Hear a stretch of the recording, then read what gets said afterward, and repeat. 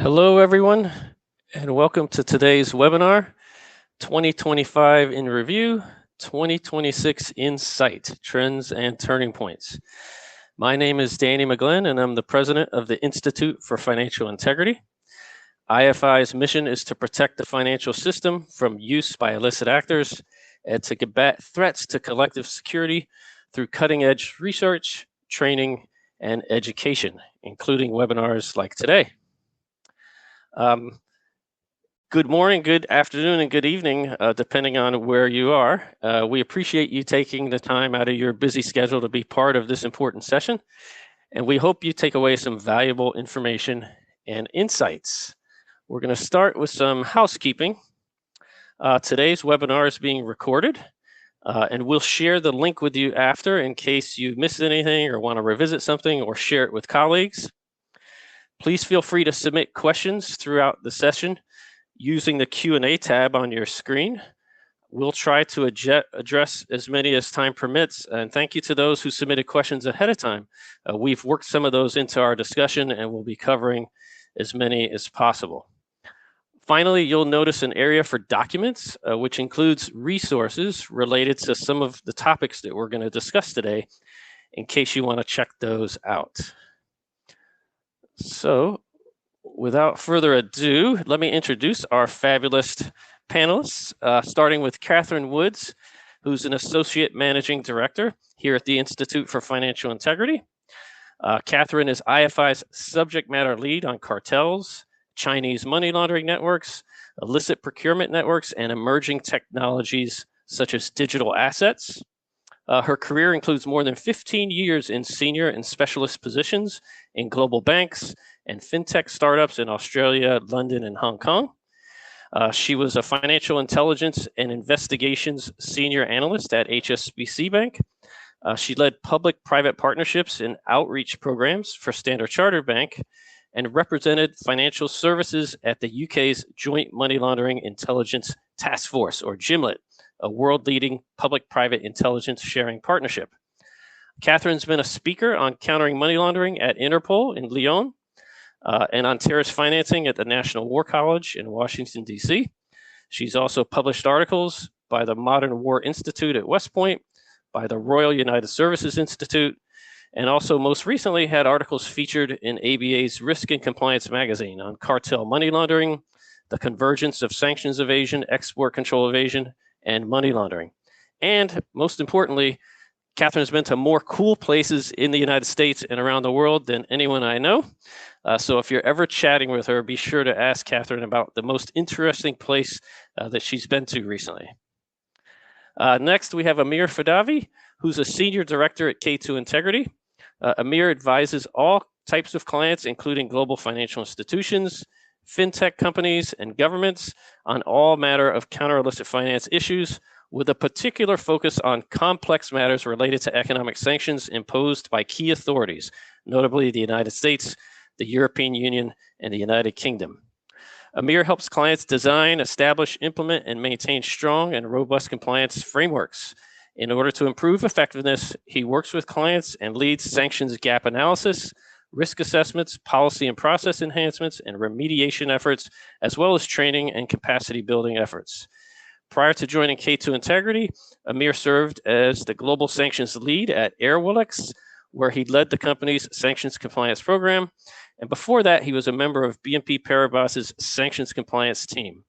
Amir is also the founder of sanctionsexpert.com, a respected thought leader on sanctions and compliance. And he's spoken at conferences such as ACI's Conference on U.S. Economic Sanctions Enforcement and Compliance, and has been quoted on sanctions and compliance issues on NPR's Money Planet, BBC News, and Voice of America. And it also says here that Amir is a great dancer. Amir, is that true? Anyway, we're going to go ahead. We're going to go ahead and get started. Here's today's agenda. We're going to start with global AML CFT updates, which I'll cover. Then we're going to move on to global developments in the sanctions and export controls space, which Amir will cover. Then he's going to turn it over to Catherine, who's going to touch on the threat landscape and dig in a little bit on key developments related to cartels, Chinese money laundering networks, synthetic identities, and AI. and then we'll do a round robin at the end related to the outlook for 2026 and get into questions and answers. Also, if we see questions and answers come in, we'll try to incorporate those along the way as well. So let's start with AML CFT updates, global standard setters. So here, our global standard setters have had a busy year. The Financial Action Task Force, the Wolfsburg Group, and others. We've laid out here all of the key sort of initiatives, reports, updates, and guidance that they've published and put out this year. I'm going to focus on a few of them because we don't have time to cover all of them. But if any of those topics interest you, a simple Google search plus FATF or Wolfsburg, and you should be able to see it. The ones I'm talking about will have links also in the chat as well. So let's start with asset recovery. This was a big priority for FATF this year. Figures released by Interpol and the UN Office of Drugs and Crime suggest very low percentage of criminal assets is actually confiscated. FATF's assessments show that more than 80% of jurisdictions are operating at only the moderate or low level of effectiveness in asset recovery. So in response, FATF just this past month released a comprehensive asset recovery guidance and best practices handbook. And this thing is a beast. It's got 340 pages with 85 real-world case examples on recovery techniques covering all phases of the investigative and legal process. Most interesting part to me was a section on provisional measures to swiftly secure assets, which included suspending transactions for a limited time in order for authorities to investigate a suspicion of money laundering, predicate offenses, or terrorist financing. And I thought this was interesting because it reminded me of a very powerful tool that we used when I was at the Treasury Department working for and with OFAC, known as the BPI, or Blocked Pending Investigation. So if you haven't worked at OFAC, or if you haven't been on the receiving end of one of these, you probably don't know what a BPI is. So I figured it'd be good to take just a minute to sort of highlight what a BPI is. So in your typical situation, a financial institution will freeze assets or block property when they have an account holder who's on the SDN list, or a transaction where the beneficiary or originator is on the SDN list, right? They would freeze those assets and report it to OFAC. How did those people get on the list? How did those entities get on the list? Well, at some point, typically an OFAC sanctions investigator will have identified them as a potential target, would have begun pulling together and compiling evidence, will draft a memo summarizing the evidence in the administrative record. That evidentiary was reviewed by lawyers at the Treasury Department, at the Justice Department. There's an interagency clearance process to make sure that OFAC taking action won't compromise law enforcement equities or intelligence equities. So bottom line is it takes usually months and months to get through this process. A BPI happens when OFAC identifies property, usually a bank account or a transaction that's in process or about to be in process, in which a blocked person, like Al-Qaeda, for example, has an interest, but the individual account holder or the beneficiary or originator is not yet designated. So in those cases, they don't want to see asset flight. They know the bank probably won't catch it in their sanction screening filters.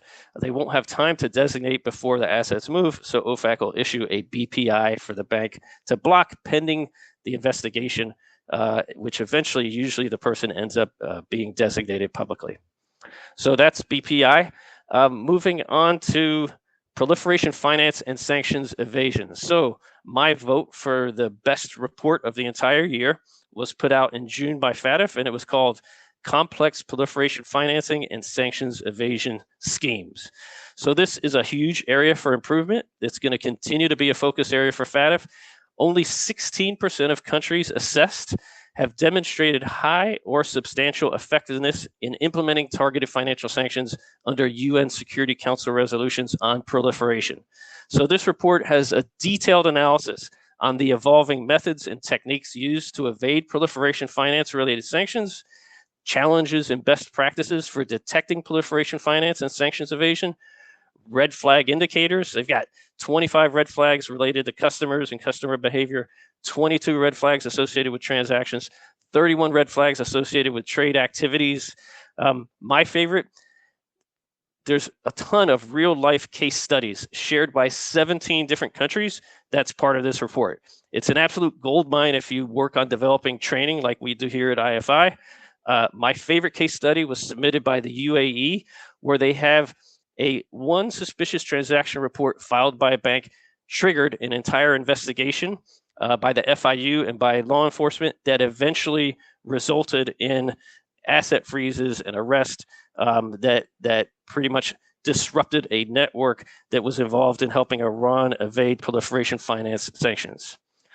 And finally, I wanted to highlight recommendation 16 on payment transparency, which is known as the travel rule. This was updated by Fadavi to ensure consistency of information required in payment messages. So to build a clearer picture of who's sending and receiving money and to help eliminate fraud and errors, what this does is it standardizes what information should accompany payment messages for peer-to-peer cross-border payments above $1,000. So every payment message will require a name, an address, and a date of birth. And I think Fadavi realizes that this is going to be a big change because they gave 5 years in order to implement this. So changes are going to come into effect by the end of 2030. And Fadavi is going to plan to produce guidance and engage with the private sector to help to help the industry prepare for the change. So that's standard setters. Moving on to key US developments. The two biggest focus areas in the US in the AML-CFT space over the past year, from my perspective, have been reducing burden on US businesses and going after cartels and other transnational criminal organizations.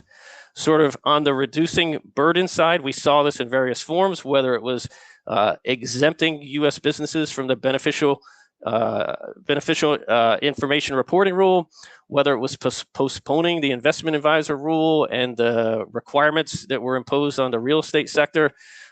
Also, most recently, there are FAQs issued by jointly by FinCEN and the federal banking regulators, clarifying SAR requirements in order to reduce the burden on financial institutions for those requirements. So as you could see there, I wanted to highlight this quote that came along with those frequently asked questions by the new, I guess, relatively new TFI Undersecretary John Hurley, who said, "Compliance requires real resources, and that's why prioritization is crucial. At Treasury, we will continue to focus to reform AML-CFT frameworks to deprioritize low-value activity and direct compliance resources towards the most significant threats to our country." So I'm going to talk more about that in the outlook portion of this, but it segues nicely into sort of what FinCEN and others in the AML-CFT space on the enforcement side and the regulatory side have spent a lot of time and effort on this year, which is targeting cartels and transnational criminal organizations. As you can see on the screen, we've included some of the alerts, advisories, financial trend analysis on cartels, fentanyl trafficking, and Chinese money laundering networks, which Catherine is going to talk about in a little bit. The most significant action of the year, in my opinion, was FinCEN identifying 3 Mexican financial institutions as primary money laundering concerns for laundering millions of dollars on behalf of Mexico-based cartels. So this was Sabanco, Intercam, and Vector. These were the first actions by FinCEN pursuant to the Fentanyl Sanctions Act and the Fend Off Fentanyl Act. We saw a huge reaction by industry in both Mexico and in the US, and thankfully increased demand for training on cartel-related money laundering, which we have, by the way. Finally, last month, on this point, last month, FinCEN followed up that action with a 311 action against 10 Sinaloa cartel-linked Mexico-based gambling establishments. So lots of focus on cartels and transnational organized crime. This has also been a historic year for banks and state regulators when it comes to enforcement.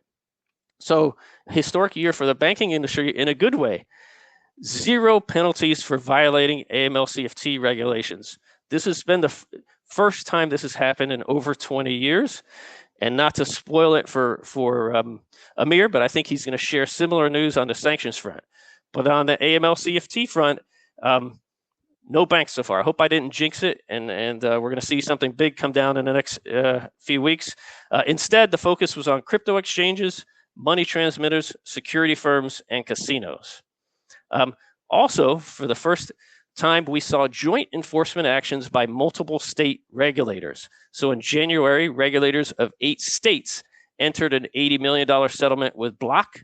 And then in July, 5 state regulators jointly penalized Wise. So those are the key developments in the US. Outside of the US, I would just generally say continued intensified efforts on AML-CFT, whether it was new or improved laws, additional joint operations or initiatives, or new institutions. And the most significant institutional development of them all has been AMLA, the EU's new AML-CFT coordinator, which began operations this year. An executive board was appointed. They had their first board meeting. They began hiring staff and moved into their new office space in Frankfurt. They signed MOUs with the European Central Bank and the European supervisory authorities to set the foundation for effective cooperation and information sharing. And they published their first work program, which outlines their milestones and priorities. We also saw many countries, I only included a handful here, Australia, Canada, Kuwait, the UAE, and the UK, pass important either new AML-CFT laws or amended AML-CFT regulations. And we continue to see incredible collaborative work being done across the globe in the form of joint initiatives and operations. I have on the slide there just 2 examples from November, but in reading the Dolphin Daily Digest, not a week went by when there wasn't an example of, for example, like Europol coordinating a multi-country takedown of a fraud network involving, simultaneous raids, dozens of arrests, hundreds of millions of dollars in frozen assets. For me, though, the highlight of the year when it comes to joint actions against criminal groups was the Prince Group action in October. You probably are aware of this, but just in case, it's a Southeast Asia-based transnational criminal organization that's been involved in massive cyber fraud operations globally. So the US and the UK took what they called the largest action ever targeting cyber criminal networks in Southeast Asia. Simultaneously, the UK and US designated over 100 sanctions targets. There was the unsealing of a criminal indictment. FinCEN took a related 311 action. UK authorities froze multiple properties worth hundreds of millions of dollars. Singapore police seized multiple properties and other assets worth hundreds of millions of dollars, including a yacht. Hong Kong and Taiwan froze more than $500 million. And the OCCRP published a report identifying 29 Dubai properties that were purchased by one of the Prince Group executives who was designated. So that wraps up AML-CFT updates, and we're going to move on now to sanctions and export controls, and I'll hand it over to you, Amir. Thank you so much, Danny. So for the sanctions side, again, another busy year, so many other previous years. So nothing surprising that it was a busy year. I picked a couple of important developments that I wanted to talk. Definitely, I'm going to skip some of the less important ones here. We're going to focus on the major ones. So this year we had a new administration coming into the office, and on the first day, President Trump issued Executive Order 14148, which revoked several executive orders that former President Biden had signed, and 2 of them were sanction related. One was an executive order that imposed sanction on some West Bank settlers, and the other one was an executive order that terminated ICC sanctions that the first Trump administration had introduced. So basically bringing back the ICC sanctions. Later on, there was an additional ICC sanction executive order, EO 14203, which came out on February 6th. So basically, we saw some action really on the first day. Another action which was notable, in my opinion, was a redesignation of Ansarullah or Houthis as an FTO on January 22nd. The designation took place on March 5th, but there was an executive order again on January 22nd, which required the Department of State to go ahead and redesignate Ansarullah as an FTO. Some people may think that's not an important development. However, for whoever that is, delivering, humanitarian aid or any other engagement in Yemen, that has been a challenge. Why? Because Houthis are controlling parts of Yemen, like the northern territory of the Yemen is now governed and controlled by an FTO, and makes everything very challenging. And the existing licenses are not as robust as some other cases, like Afghanistan, where we have a terrorist organization governing a country. So it created, some challenges for those who remain in Yemen and involved in transactions there. As Danny mentioned, we saw a lot of focus on illicit drug and cartel and transnational criminal organizations. Again, on day one of the new administration, there was an executive order 14157, which was called designating cartels and other organizations as foreign terrorist organization, and especially designated global terrorism. And later, on February 20th, the State Department designated 8 organizations as FTO. What does it mean? A lot of these, or cartels were already sanctioned under, drug-related authorities. But this additional layer of sanctions using counter-terrorism authorities drastically increased the risk of any dealing that involve, any of these cartels. One, by introducing quote-unquote secondary sanction. The SDGT, or the Global Terrorism Sanction Program, has a secondary sanction feature built into it. So anyone who was doing significant transactions with them would also be potentially could be a target of sanctions themselves. The other thing was with the designation as an FTO, we would see criminal liability and some other risk added to these entities. And this has been a challenge for a lot of business actors that have ties to Mexico, because some of these cartels are very well integrated in the economy, and it's really hard to detect them. Therefore, a lot of institutions are having a hard time just mapping their exposure to cartel.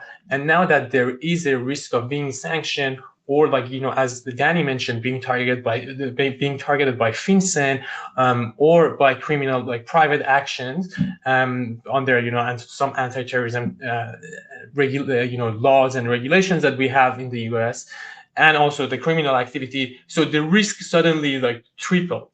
So that has been a really consistent theme over the year. We had several rounds of designations related to cartels in Mexico and other areas. Some of them were in China, some of them in other countries in Latin America. And Danny discussed, FinCEN action, so I skipped that. But, in parallel, these two proved to be very important tools in U.S. economic toolbox to go after the illicit action taken by these cartels. Another theme that we saw last year was maximum pressure on Iran. So President Trump early on stated that we're going to restate the maximum pressure on Iran, and we saw hundreds of individuals, entities, and vessels designated under Iran-related activities, not only in Iran, but in several countries, including, countries that are sharing border with Iran, or are around Iran geographically, or even sometimes as far as Singapore and other places. Anyone who was involved in trade with Iran, especially Iranian oil, which is a source of revenue for Iranian government, was targeted. So a lot of targets we saw related to that. One notable designation was the teapot refineries in China. the government, this administration claimed to be the first one. However, we had another one with less publicity in the previous administration, but that was basically going after the independent refineries in China that were purchasing Iranian crude, and they were kind of secluded from the global market for energy, so they were able to continue buying Iranian crude. With the designation, again, the risk calculus changed for them, and now there are reports that some Iranian crude are just sitting on some vessels waiting to be purchased by someone in China. That's partially because of this new sanction, and the other reason that some people are claiming is the quotas that Chinese government is putting in place for importing foreign oil. So we saw a lot on Iran. We also saw an updated shipping and maritime advisory by OFAC. We also saw FinCEN publishing a financial trade analysis that identified approximately $9 billion of potential Iranian shadow banking through U.S. correspondent bank.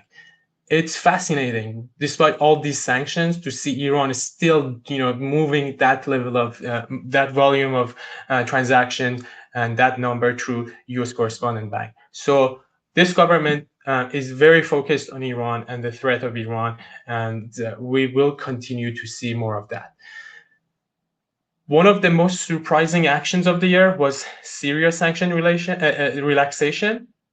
That was interesting. On May 13, President Trump, while he was on a trip in Saudi Arabia, announced that the U.S. will relax sanctions against Syria, and followed up by an executive order which was issued on June 30th, Executive Order 14321, which fully removed the comprehensive sanctions against Syria.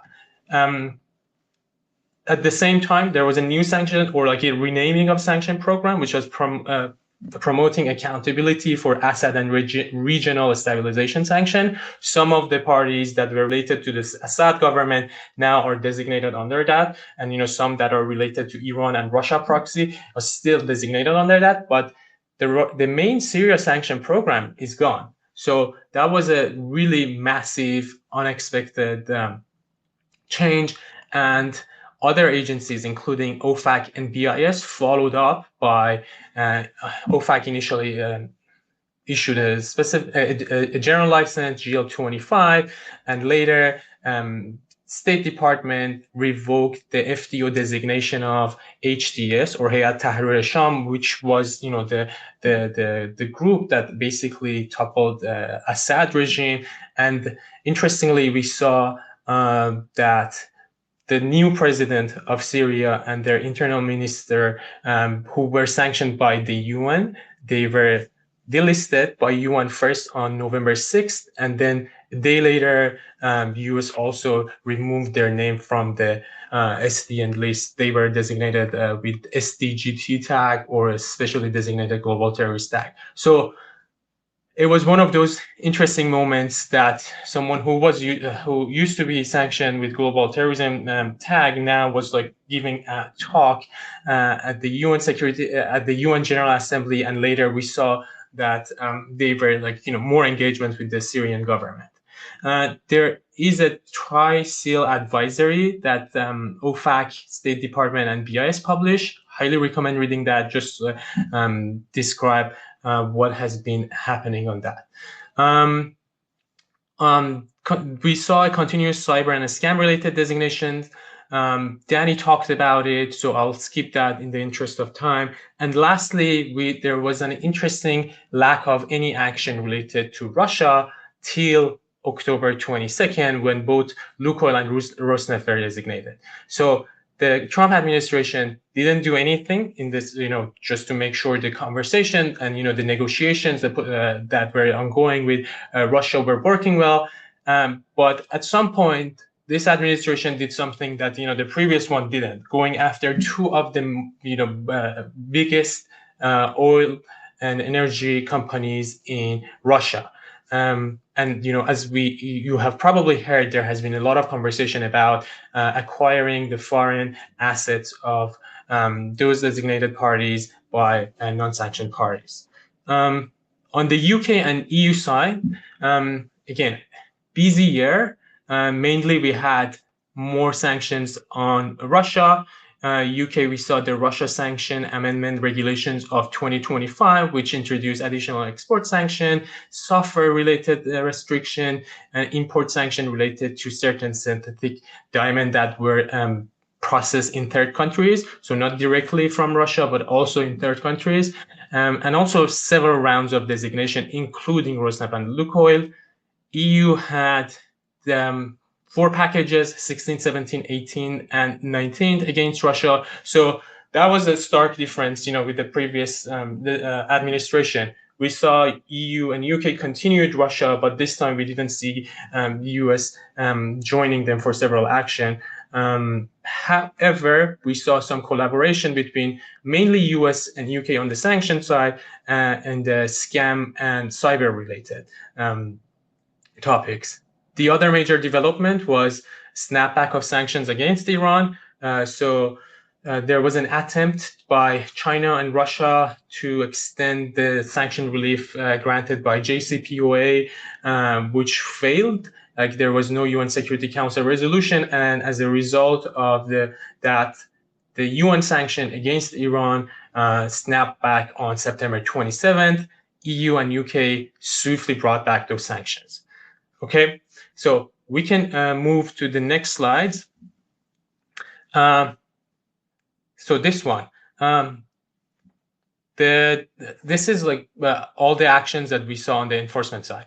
We see both UK and OFAC had a relatively active year. On the right side, you see OFSI. It was a busy year for OFSI with 6 enforcement action, and you see the total number. And for OFAC as well, there was a busy year. Total number, because after we prepared these slides, there were additional actions. So now total number for 2025, 13 actions, and that number should be 262-ish million US dollar. Two interesting things. One, as Danny mentioned, no financial institution, no bank was targeted. And the second thing was these unusual fact patterns that went after gatekeepers who helped mainly Russian designated parties to kind of hide their assets from being designated. So if you have not seen and read those enforcement actions, fact patterns, I highly recommend it, especially if you are an attorney or an accountant or someone who acts as a gatekeeper for someone who could be sanctioned. We can move on to the next slide. So on the export control, another busy year, relatively not as busy as last year, but we had 4 tranches of addition to the entity list. On top, we had China with 95 entities, and then we had Pakistan with 19, Turkey with 12, and UAE with 7. And there were a bunch of other entities in other jurisdictions that were added to the entity list. So we saw that continuation of the use of entity list by BIS. We saw that the AI diffusion rule was rescinded. The industry didn't like that. They saw that as a very restrictive rule that would require a lot of licensing for certain chips to be exported. And the current administration put that on hold, relatively killed that rather than putting it on hold, and published 3 guidance related to these AI-related exportation. Lastly, we always see several bills related to export control in the Congress. One of them became law in August, which required BIS to provide reporting to the Congress about the number of licenses and related actions. But generally, the theme in the Congress is that we want more restrictions related to exportation of chips to China and other foreign adversaries. We can move to the next slide. And one big thing that happened was this affiliate rule, something that popped up and then disappeared. And everyone was kind of trying to find out how they should implement this. And by the time that the authorization was about set to be expired, it disappeared. So basically, BIS tried to do what OFAC has done for many years, the 50% rule. So in short, this affiliate rule would require, would extend all the restrictions related to entity list, military end user list, MEU list, and certain sanction program, and would require licenses for any export to anyone who is 50% owned by someone who is listed on those lists. So basically, if you are not listed on those lists, but you are owned by them 50% or more independently or in aggregate, then any exportation to you would require a license. However, that rule was paused as a result of some trade talks with China for a year. We will see if it comes back or not. Some people say it's gone forever, at least for the next 3 years or 4 years. Some people say no, it's for sure it will come back because the gap was too big to be ignored. So we will see how that will fall out. And then we can move to the next slide. And this is going to be my last one. So we always talk about enforcement actions by OFAC. Everyone loves them, maybe because the numbers are high and they're very catchy. But BIS has been very active on enforcement side as well. We saw more than 50 enforcement action brought by BIS. And not all of them had penalty, civil monetary penalty in them, but some did. And the biggest one was this cadence design system, which was for $95 million. Basically, this company exported items that were controlled to entities on the entity list without appropriate licenses. So that shows how important that entity list and understanding the entity list and restrictions related to that are. I think with that, I'm going to pass it to Catherine to continue the conversation. Yeah, absolutely. So thanks for that, Amir. Amir and Danny have both spoken about the focus on cartels this past year and how they have been designated. There's also been an increasing focus on the enablers, and particularly on Chinese money laundering networks as enablers of cartel laundering. There was an advisory published by FinCEN this year on the role of Chinese money laundering networks. So just to understand the scale of this, let's take a look at cartels and Chinese money laundering networks and how they fit together. The focus in this discussion will be on Mexico, the United States, and China. But obviously, Chinese money laundering networks, their operations extend across multiple countries, and the same with cartels that originate in Mexico. So cartels generate billions of dollars in profits and cause death and harm to thousands of people. Analysis from FinCEN that was released over the past year identified $1.4 billion in suspicious transactions being reported by financial institutions in the previous year. And that was just those potentially linked to fentanyl. So cartel activity, more broadly than that, is even larger in scale. Those profits include, although those revenues include estimates of $13 billion a year in revenues from human smuggling, from illegal wildlife trafficking, illegal mining, oil smuggling, and control of ports. And we'll circle back to that when we come to the forward look, as well as other types of fraud. So the implication of this is there are billions of dollars worth of cartel funds that need to be laundered, enter the Chinese money laundering networks. So capital flight from China is estimated at $516 billion a year, and that's flight going to all countries, not just to the United States. There is a restriction of $50,000 per person moving money out of China. And there are a lot of individuals who are wealthy and influential and who actually want more money outside China than they can move within those legal restrictions. So some of the drivers for that capital flight are crackdowns on private enterprise, concern around military buildup, a desire for investment outside China in real estate as one example, or to fund tuition and living expenses for relatives living in other countries. The implication is we have a supply and demand equation here. So cartels have money that needs to be laundered, and Chinese money launderers need funds outside China to service those asks for their Chinese clients. The effect of this is that Chinese money laundering networks offer really cost-effective money laundering services compared to, for example, services that where cartels launder their own funds. So we have some numbers here on the slide.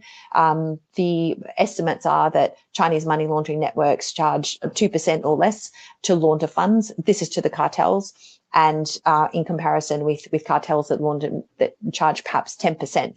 So what this means is if you are a cartel and you change your service from cartel laundering to a Chinese money laundering network, you increase your profitability by 8%. So if you're a legitimate business, you would be very happy with increasing your profitability by 8% by changing a supplier. What this means in the context of cartels is they have more money available more quickly to engage in their illicit enterprises and the violence and the harm that they cause to communities and to legitimate economies. So this is just, there are multiple money laundering methods used by cartels and Chinese money laundering networks, but they still include traditional and well-established methods like bulk cash, casinos, trade-based money laundering, and real estate. Casinos have been historically used for money laundering, and the recent designations that were highlighted by Danny indicate that this is still a focus area. There are some evolving methodologies as well. Mirror transfers minimize detection while moving value. They are a form of informal value transfer. It's an evolution of other methods like Hawala.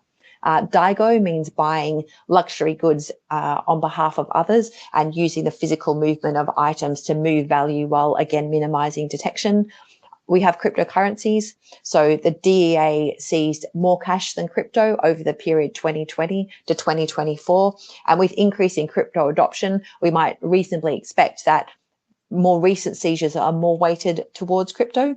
And there are some advantages to that from an investigative perspective because crypto is more traceable than cash. So moving on then to some of the key typologies and red flags and the actions for financial institutions. I'll touch on just a couple of key points here. So the first one is money mules. Often Chinese money laundering networks target individuals from their own communities to serve as money mules.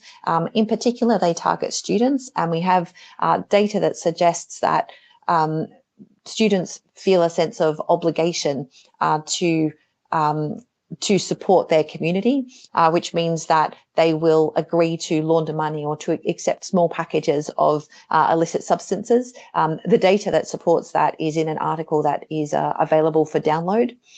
They are also coerced through illegal casinos where the games are rigged. That results in gambling debts, and that can be used by these criminal organizations to gain influence over students and others. Structuring, very well established method.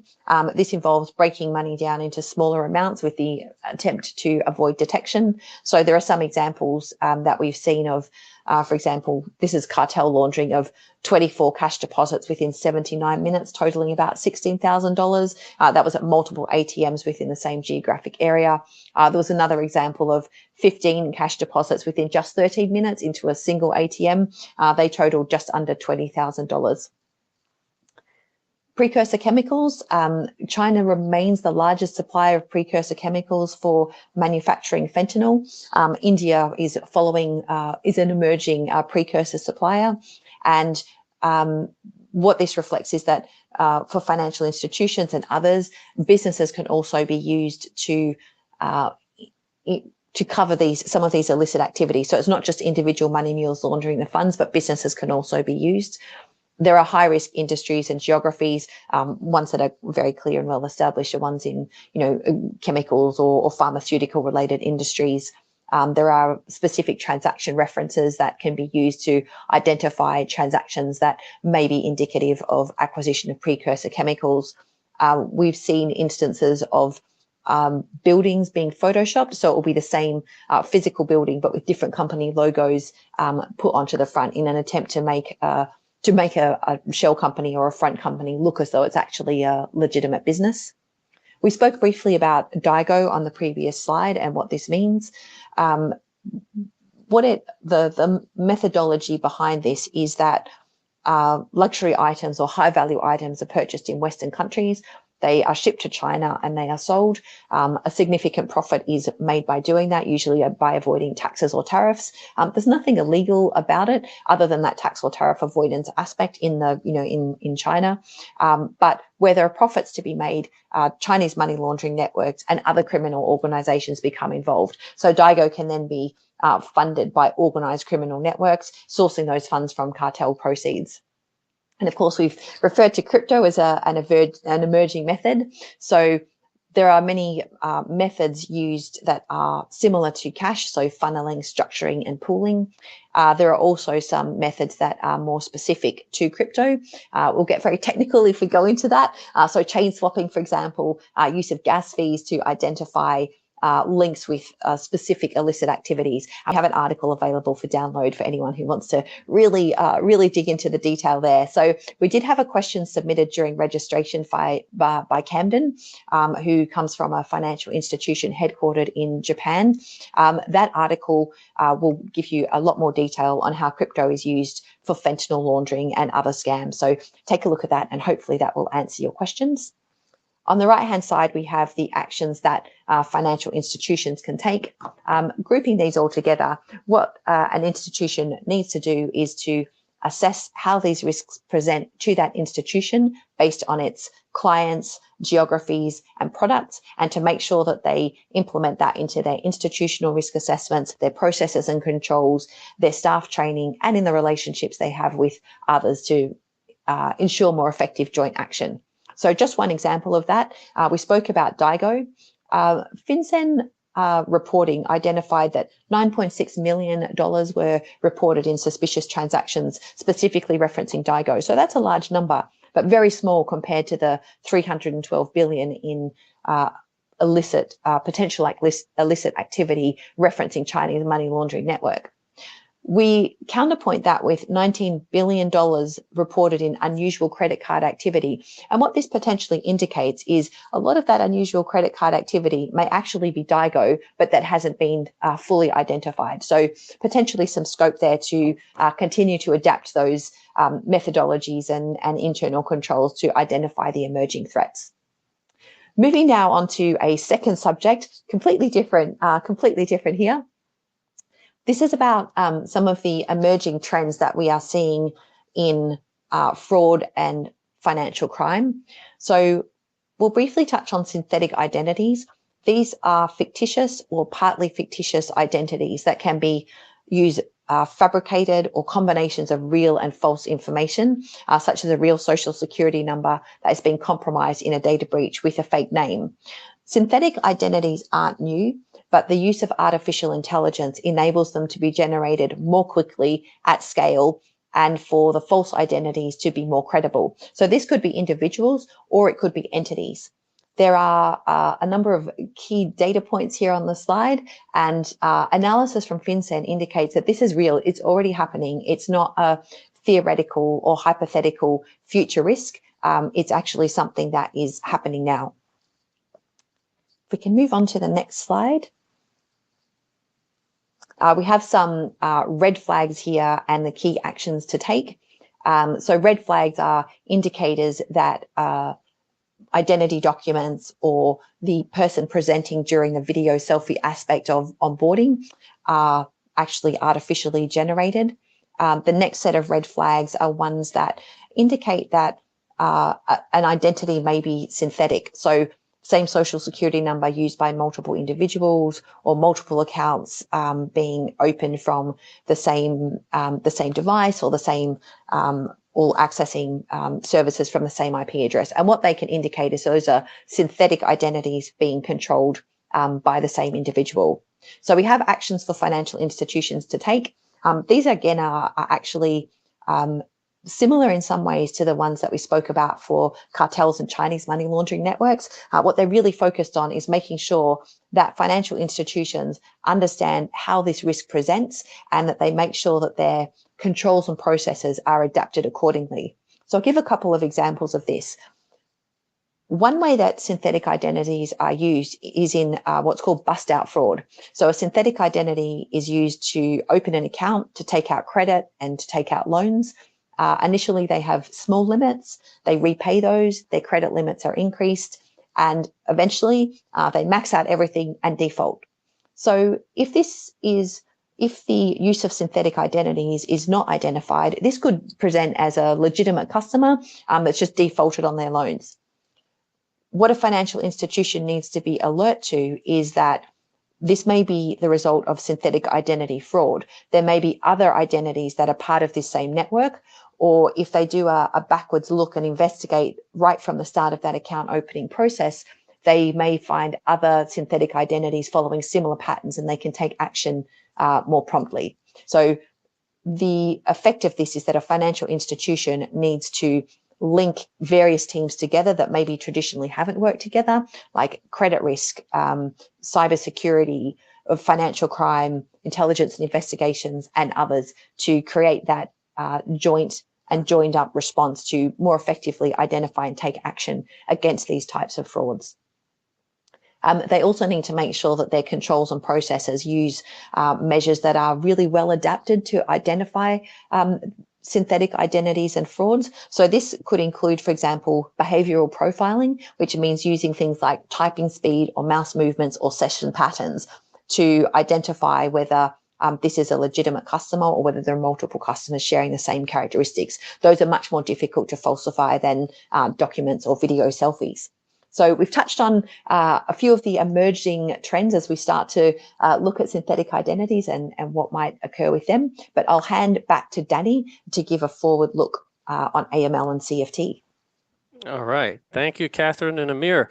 So looking ahead into this next year, quickly, these on the left are the 6 things that I'll be on the lookout for that I think could have a really big impact in a good way, hopefully.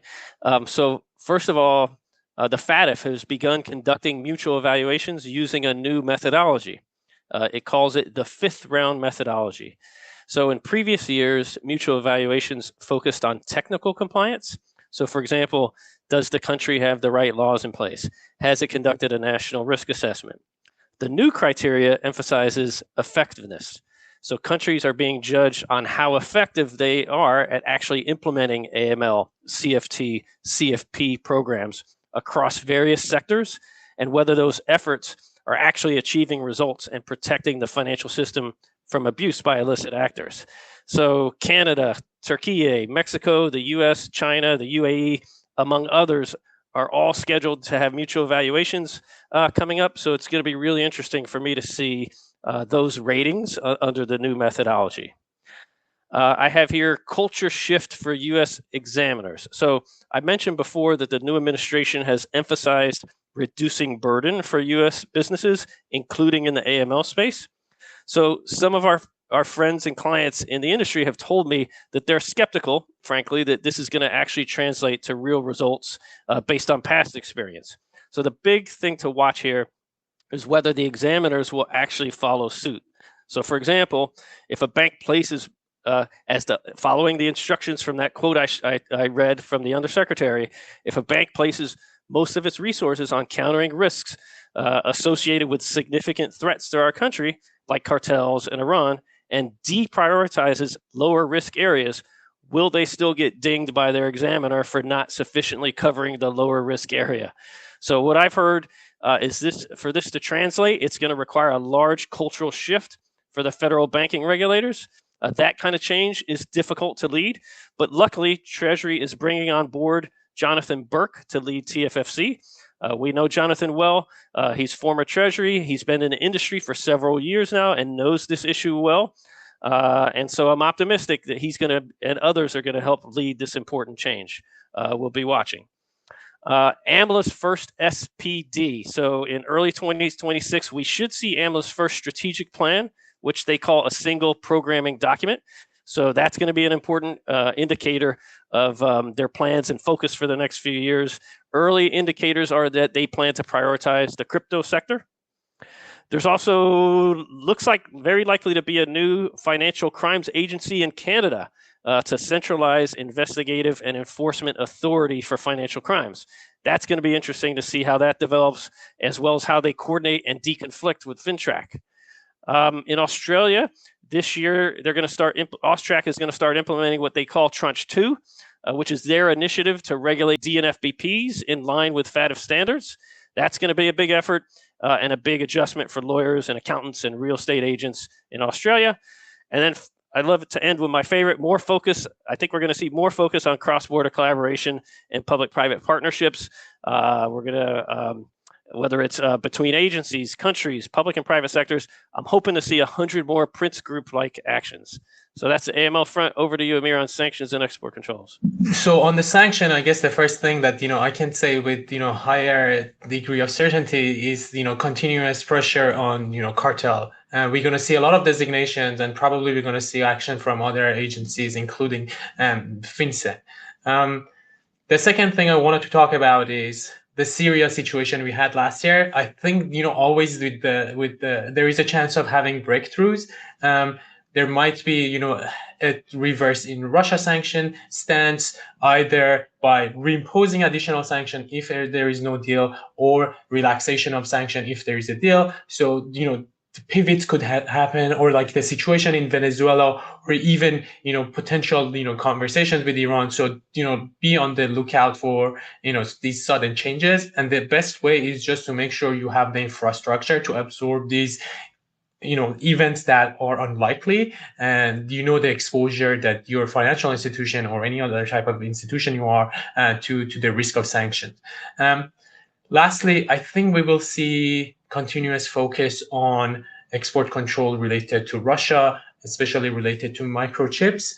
How it's interesting because Congress is asking something, the administration, the executive branch is doing something else, and now we saw yesterday, the H200 chips are now can go to China, and 25% of the revenue will go to government. I expect that government will have a robust process to vet the end users, but we'll see some changes there. One last thing that I don't have here, but I want to talk about is just not to forget the bigger pictures. And we see the U.S. government using so many different tools in its toolbox related to economic security, whether it's financial sanctions, whether it's export control, whether it's investment restriction, outbound or inbound, and very recently the use of tariff. So I think it's important to keep that big picture, how U.S. government is using all these tools in its arsenal to address whatever the perceived threat is.